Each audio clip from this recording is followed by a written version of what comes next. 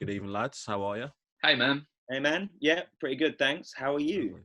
I am full, tired, but I'm excited to chat to you guys because I'm fans of you guys. So I'm okay with that. If you could please do the honors, just introduce yourself to people who are watching who may not know. That'll be awesome. Okay, I'll start, I guess. I'm Jake Aston, and I sing in the band Assimilate. And I'm Matt Bound and I play guitar in Assimilate.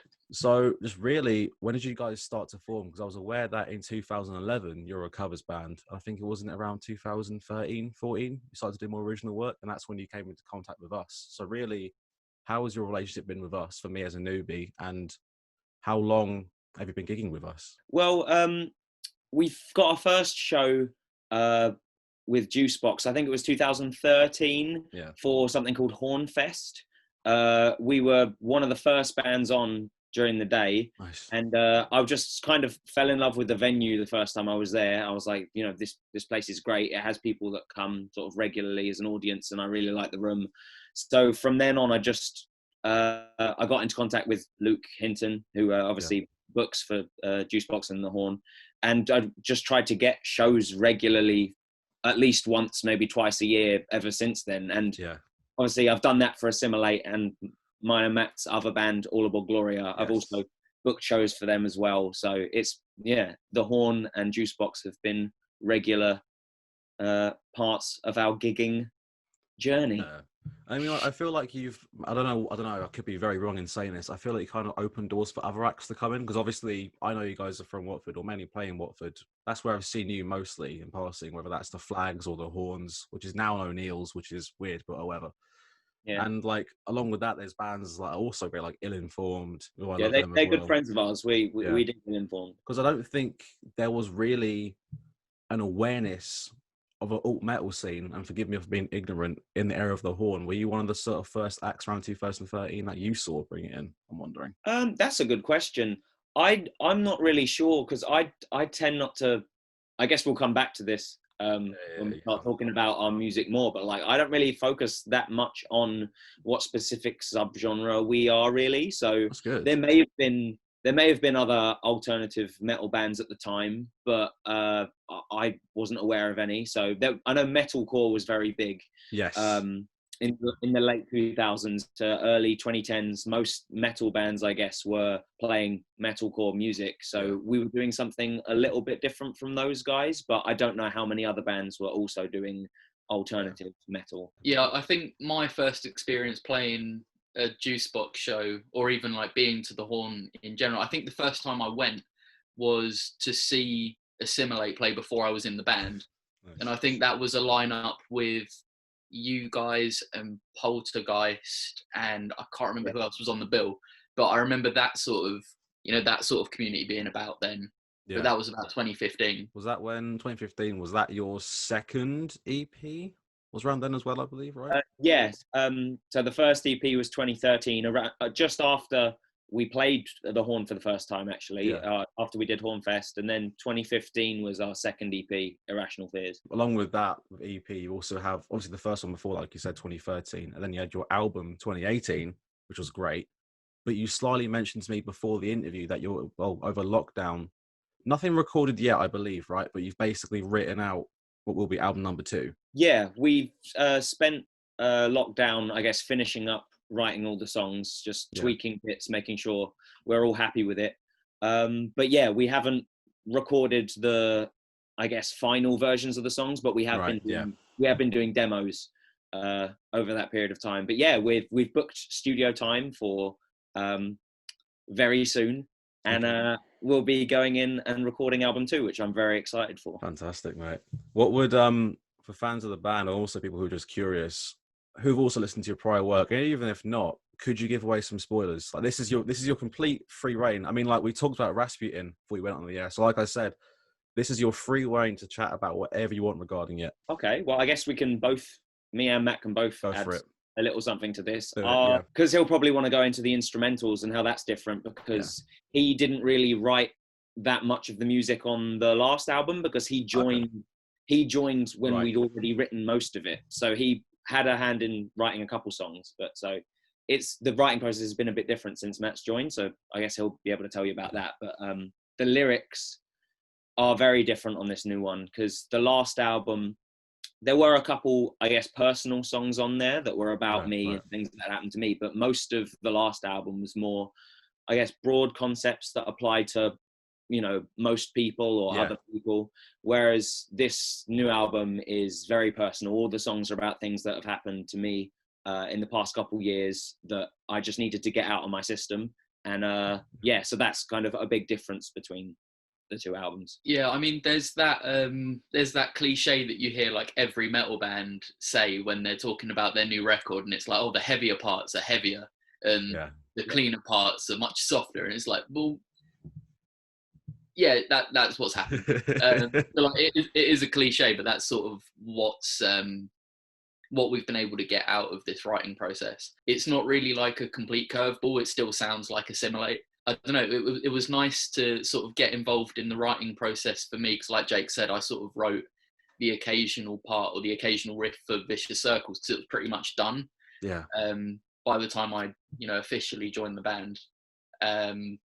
So getting to sort of sit and write these riffs with the guys has been really good fun, but also, it's a completely different way of working, because every other band that I'm in where I play guitar, there's three of us, and someone goes in with an idea, and then it's only two people that sort of have to agree that idea. Whereas, there's five of us, so it's pretty interesting writing with these guys. It's really good fun. Is it like a squabble, or is it a fairly even game when it comes to it?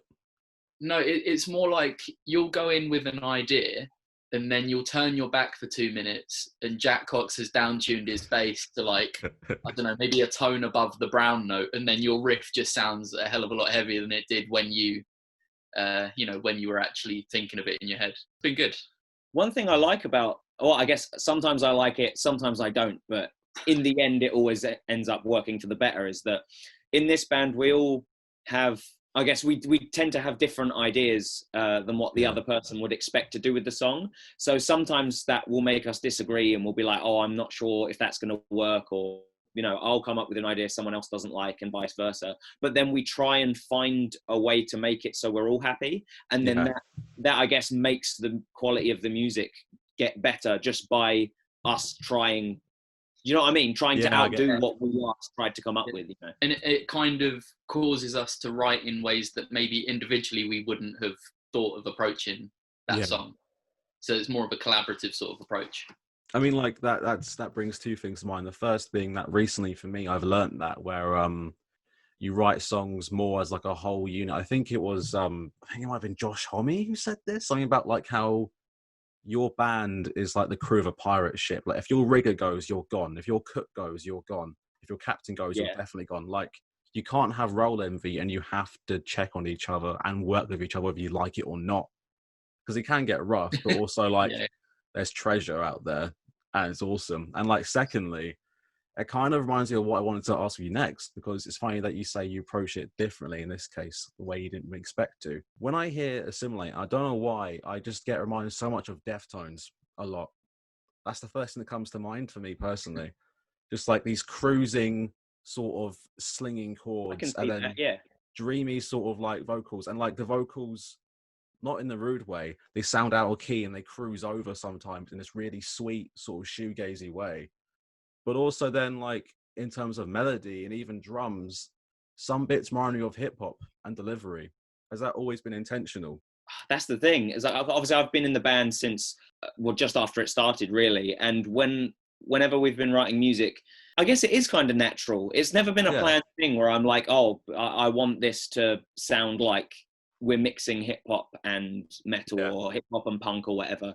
It's always just been like, because of what I mentioned earlier, I guess I try not to view music as like this specific subgenre, not in the specific subgenre, because like a lot of my favorite bands, like Deftones, that you mentioned, they kind of just do their own thing, and they let their influences mix without, without trying to stick to one thing.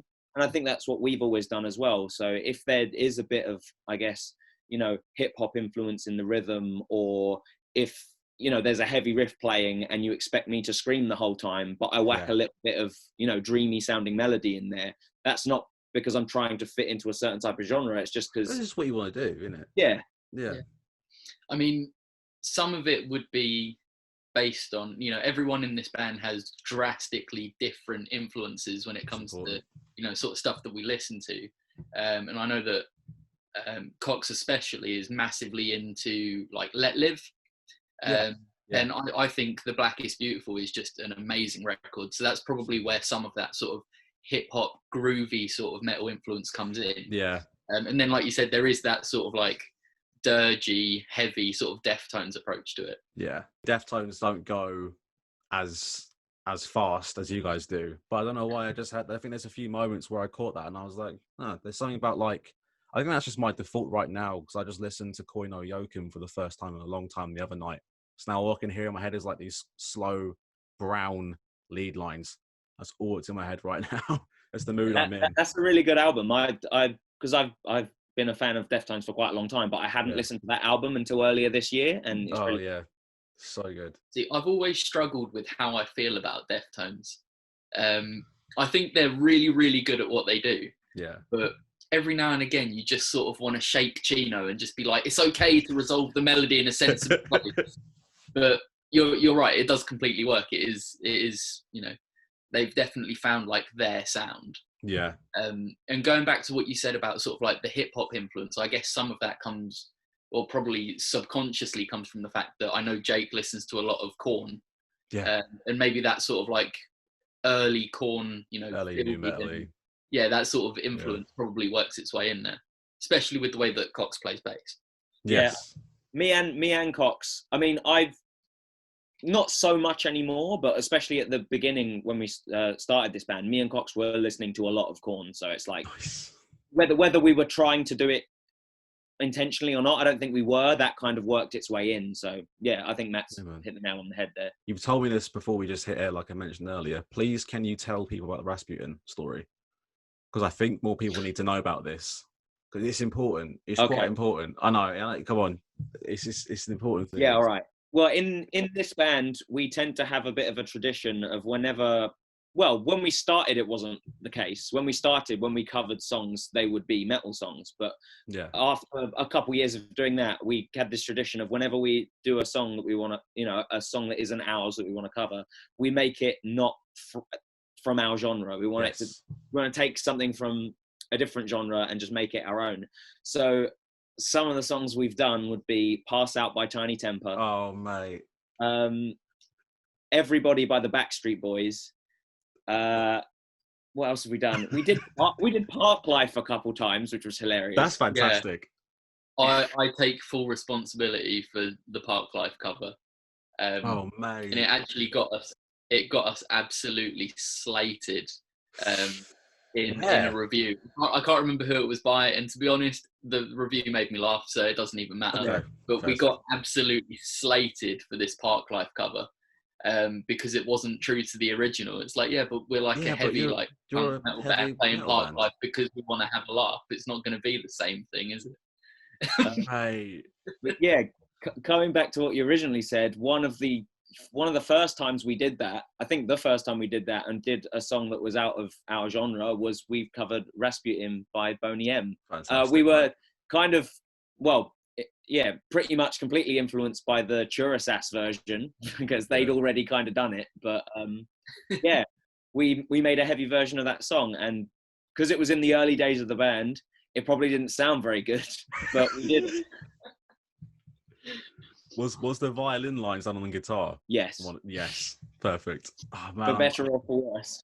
I'd just like to go on record as saying that of all the silly covers that I've recommended and been involved in, I was never involved in the Boney M one. How do you feel about that, though? To this day, I'm still very upset about Still that. upset. Bring it, mate. I'm not going to lie to you. People will need that after this.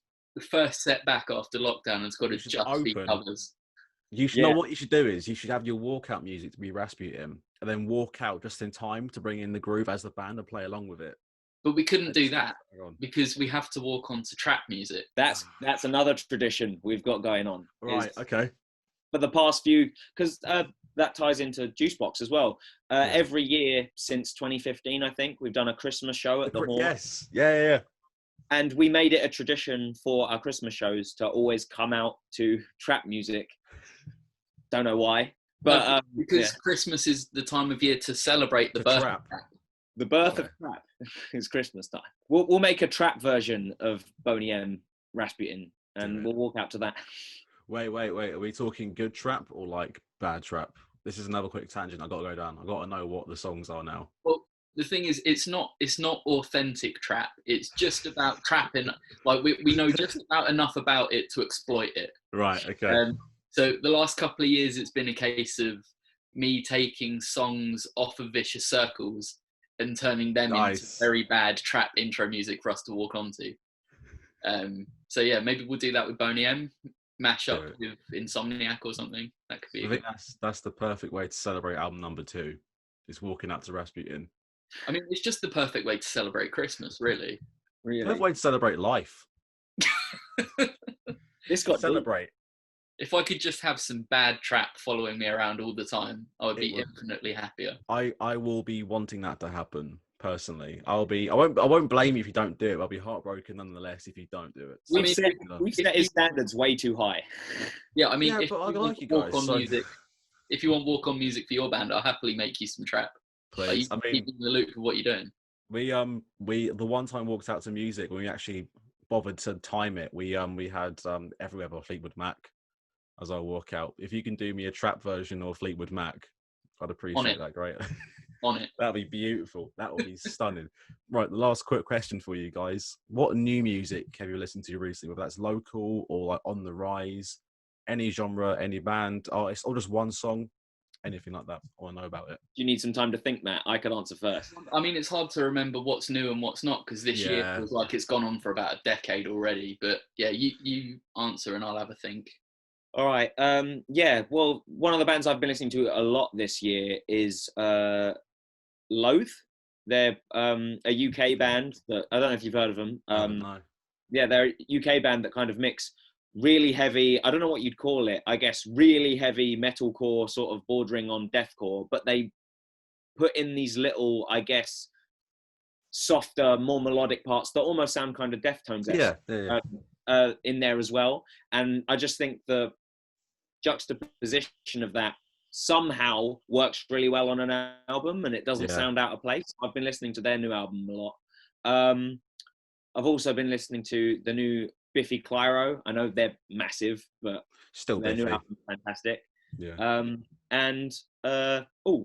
My shirt reminds me. I've been listening to Our Boys in Hidden Palace, so I'll give them a little shout out. Yeah, I've just consulted my Spotify playlist to see like what came out this year and what didn't. I forgot that the Biffy album came out this year because I feel like I've just been stuck in this house for a very long time. But yeah, Biffy are one of my favourite bands of all time, so that album is just incredible. Other than that, I've been listening to a band called Glorious. They put out an EP this year, which is on Spotify. That's really, really good. Nice. I think the lead single from that was Unashamed, if you wanted to check it out. Other than that, just like our friends in Lioness dropped a new song called Throne. I've been listening to that quite a lot, and I think the production on that is ridiculous, especially considering they've recorded everything from like home studios. It's just awesome. And then Sinker put out an EP, but I can't remember if it was this year or if it was the end of last year. It was this year. It was literally this year. April or May. Yeah. May, if you say so. If you say so, I can't remember. But yeah, that's a great EP. Other than that, I've over lockdown, it's mostly just been like a nostalgia trip, just going through loads of stuff that I used to listen to. Like I put on all of the old Silo 18 EPs the other day and had a great time because we used to gig with them in our other band. Yeah. But yeah, other than that, I don't think I've listened to anything new other than what I just said. Well, that's a fair bit of new in there. I'll accept that answer. You're allowed. I'll let you have that one. That's okay, man. Don't worry about it. Right, real quick before I kick you off, just any last messages, anything at all you want to throw out of there before I set you all free?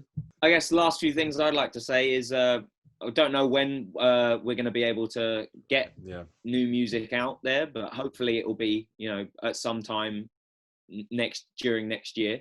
And I don't know when we're going to be able to play live again, but hopefully that'll be at some point next year. And that's what I want. So hopefully I'll see you and I'll be in all the of our pit. friends- I'll be there. All of our friends and fans can come back out and see us again. That'd be great. Matt, any last words from you? Like, stay sick or Listen to or rock Rasputin. on? Yeah, go listen to Rasputin by Boney M.